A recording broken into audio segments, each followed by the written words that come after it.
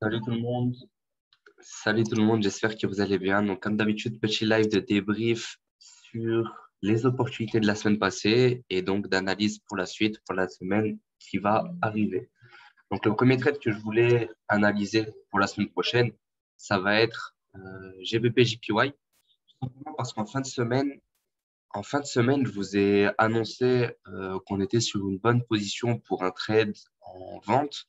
Et il s'avère que la position, elle va se faire vis-à-vis de ce canal baissier. Enfin, du moins, ma décision va se prendre et s'est prise tout simplement par rapport à ce canal baissier qu'on a tracé il y a quelques temps déjà et à ce retracement de Fibonacci qui date aussi d'il y a quelques temps déjà. Euh, bon, je vais juste le faire grandir comme ça, je serai bon. Donc ici, on avait notre 100. Et moi, ce qui va m'intéresser, c'est les paliers intermédiaires, donc notamment le 50. Donc on a notre 50. Comme d'habitude, on est sur un setup en daily, donc on a le droit à quelques pips de décalage. Voilà, entre le 300 et le 500, c'est acceptable. Et on a aussi ce gros range-là, donc celui que je viens de toucher, qui est une zone de range qu'on a tracée il y a aussi quelques temps et qui peut être importante à sa manière. Donc sur du daily, on tombe sur une position qui est importante et intéressante pour moi. On a un petit peu de marge sur une mèche, mais il est fort probable que dès maintenant, le prix parte. Pareil, si je décide de prendre la trade line à peine plus haute, désolé, donc si je décide de prendre le haut de canal à peine plus haut sur les mèches qu'on a de ce côté, ben on se rend compte que la clôture est pile dessus. Donc voilà, une zone de flou d'une vingtaine, trentaine de pips, mais sur un setup daily, c'est pas grand-chose. Au niveau de la prise de position de la semaine dernière, donc on a pris notre position de ce côté-là et ben, on a eu, enfin c'était il y a 2 semaines, et on a eu ben, un setup plutôt propre. Donc, ça fait déjà 2 setups de suite sur GBP JPY qui paye plutôt bien. Je vais vous remettre le premier, c'était celui-là, donc le double top en haut pour une vente. Et ensuite, bah, de notre côté, là, le gros double bottom, enfin du moins le semblant de double bottom ou la cassure pullback, hein, vous pouvez appeler ça une cassure pullback par rapport à cette zone-là, qui ont plutôt bien payé. Petite différence entre les deux brokers, donc entre forex.com et Wanda. On se rend compte que là, on a clôturé sur un doji. C'est pas grand-chose, mais ça peut nous donner, enfin, du moins, ça peut nous réconforter dans notre prise de position baissière. Je vais juste checker, je vais pas pouvoir vous le mettre à l'écran, mais je vais regarder sur mon broker à moi et la clôture a été la même que sur Wanda. Donc, pour moi, l'analyse baissière est toujours bonne de ce côté. Côté EuroJPY, et ça va me réconforter dans mon analyse sur le GBP JPY, on a plus ou moins la même chose. Donc, sur du daily, on tombe sur un palier assez intéressant. Donc, si je check ici, on était par là. On est proche d'un instit. On a eu une plutôt belle configuration. On a eu notre retracement. Est-ce que je l'ai notifié? Non, je ne l'ai pas notifié. Tant pis. Mais on a eu un beau retracement depuis le 23. Et donc, de ce côté-là, on pourrait avoir bon, ben, notre petit retracement pour ensuite, pourquoi pas, partir sur une tendance haussière. Ça, ce sera à voir. Mais pour le moment, sur le début de semaine, on pourrait avoir quelque chose de baissier. On va descendre sur du H1, voire du H4. Donc, sur du H1, c'est quasiment terminé pour moi. Peut-être que le H4 donnera quelque chose d'un peu plus intéressant. C'est pareil, on a déjà bien entamé tout ça. Donc, peut-être un retracement jusque-là, jusqu'au 500, pourquoi pas, avant de repartir à la vente. Je vais vérifier côté GBP JPY. GBP JPY est plutôt bien, mais comme je vous l'ai dit, on peut aisément aller chercher le 500 avant de repartir. Donc, premier, première solution, première possibilité, on va dire, ce serait que GBP JPY et Euro JPY se décident à partir directement. Mais connaissant, on va dire, le graphique sur Euro JPY, je serais plus d'avis à avoir un retracement au moins jusqu'au 500, ce qui emmènerait potentiellement notre GBP JPY soit à accumuler, donc à faire un range dans cette petite zone entre le 200 et le 0, soit à aller chercher le 500 un petit peu plus haut avant de se décider à repartir. Côté euro-USD, sur du daily, là, là, donc sur du daily, on avait ce graphique-là. Comme je vous avais dit il y a quelques temps, j'avais vu une analyse haussière à partir de cet endroit. Bon, bah, je me suis pris une mèche. C'est acceptable, on va dire, en daily parce que c'était un setup weekly à la base. Donc, sur du weekly, on était ici. C'était pas grand-chose. Et comme j'avais expliqué, on avait ces deux petites zones de range enfin, cette grosse zone et la petite zone intermédiaire qui pouvaient poser un petit peu problème et qui ont finalement été une belle zone de flow avant de repartir à la hausse. On a eu une réaction sur le 1.19. Ma cible reste le 1.20. Mais pour le moment, on pourrait s'arrêter là. Ou du moins, on pourrait avoir un retracement, selon moi, donc d'ici jusque le 1.18, voire même un petit peu plus bas. Ça dépendra des inclinaisons des trendlines, etc. Mais j'ai quelques trendlines ici, donc si je les passe là, je pourrais descendre beaucoup plus bas. Et si je la récupère, du moins si je la laisse là où elle était, le 1.18 reste acceptable et ça nous donnerait juste une petite, ça donnerait quand même un petit peu de temps. Donc, à voir. Honnêtement, ça reste à voir. Mais le 1.18 resterait pour moi un premier palier intéressant et ça nous ferait aussi une confirmation de la tendance haussière, enfin, de la création de tendance haussière sur la bande de Bollinger du milieu. Donc, ça pourrait être cool. Sur du H1,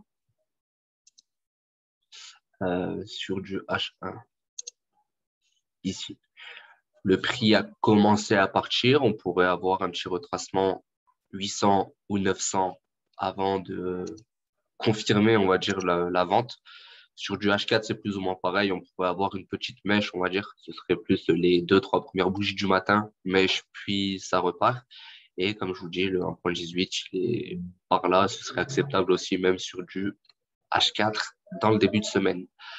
Il va nous rester GBP USD, désolé. Donc GBP USD, on était parti sur un achat de ce côté. On a eu une première réaction sur ce palier-là. On n'arrive pas loin du deuxième palier pour une réaction. C'est toujours pareil, si on se décide à prendre un petit peu plus bas, voire même ici et ici, on se rend compte qu'on tape pile de ce côté. J'aurais quand même apprécié aller chercher le 1.39 avant de repartir à la baisse. Mais encore une fois, c'est toujours plus ou moins la même chose. Euh, Pareil que sur GBP JPY, là, on est sur une belle configuration pour une vente. Mais sur le début de semaine, ou du moins sur les premières bougies de la semaine, je verrai bien un retracement. Donc là, jusqu'au 1.39, ce qui pourrait emmener aussi notre GBP JPY jusqu'au 153 500 plutôt. GBP JPY, c'était ça, c'était 153 500 que je voyais. Donc, soit ranger encore une fois, soit aller chercher le 500. Sur le début de semaine, petite hausse. Euro JPY, c'était plus ou moins pareil. On voyait un petit retracement haussier avant de partir bien à la baisse. Mais dans l'idée, mes setups restent bien vendeurs. Et sur GBP USD, on a vraiment quelque chose qui s'est bien dessiné depuis quelques mois déjà. Enfin, surtout depuis le début de l'été. Juillet, c'était par là, là.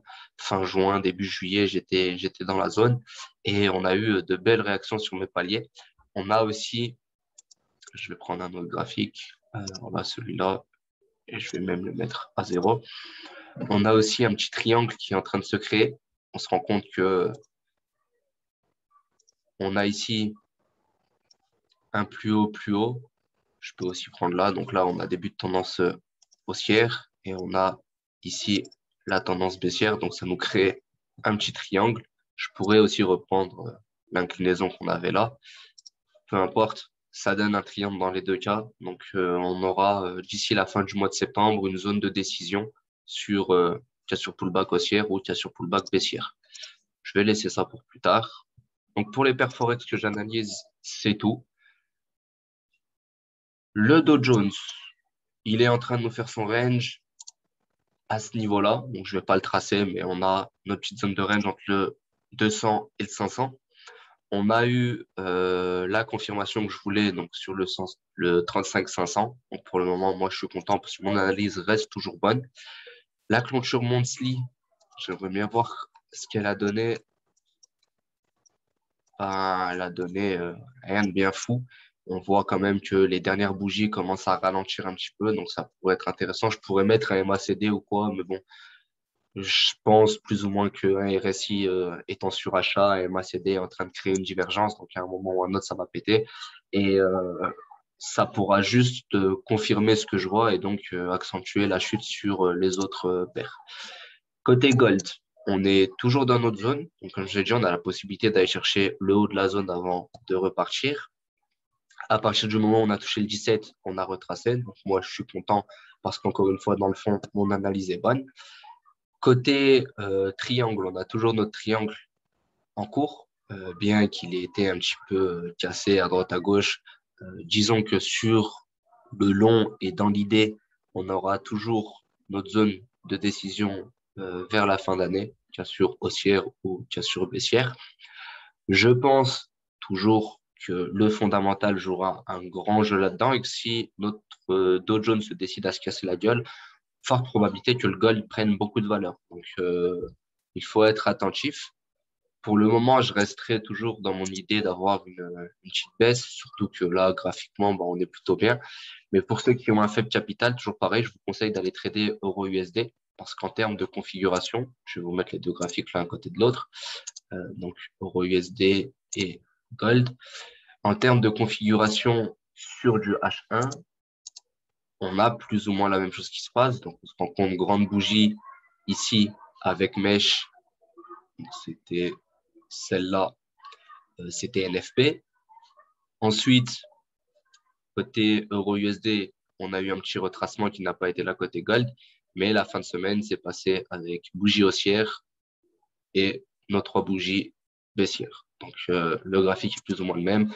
On peut avoir un petit retracement jusqu'au 30 et ensuite repartir et ça ferait notre retracement jusqu'au 900 avant de repartir. Donc, faible capital, privilégié euro-USD parce que c'est une paire Forex. Les risques sont un peu plus lissés, on va dire. Et avec des risques lissés, vous évitez de casser votre capital, de casser votre compte plutôt. Et si vous analysez les deux, ça vous réconfortera en vous disant que votre analyse était bonne, tout simplement. US Oil. Alors, j'avais refait un petit setup, donc c'était le jaune. Je voyais ma touche ici avant de repartir. J'avais aussi dit, mais je ne l'ai pas mis, c'était le 70 qui m'intéressait potentiellement. On a, comme d'habitude, sur désolé, sur le pétrole, les petites mèches qui font pas plaisir du tout, mais bon, ça reste quelque chose qui fait partie du jeu. Sur le début de semaine, je partirai sur ça. Peut-être que je n'irai pas le chercher aussi bas, mais plus dans un premier temps ici. Et ensuite, pourquoi pas continuer dans notre lancée avec encore une petite cassure pullback et aller chercher le palier de Fibo un peu plus loin. Euh, c'est plus ou moins tout. Il n'y a pas grand-chose à ajouter, honnêtement. Le début d'année risque d'être sympathique. Je vais mettre ça en évidence voilà, pour annoncer qu'on voit une vente potentiellement là. Et pour moi, c'est good. Donc, petit point sur les nouveautés. Le canal crypto-monnaie va être géré par un associé et moi, de temps en temps, on va dire que je vais surtout superviser.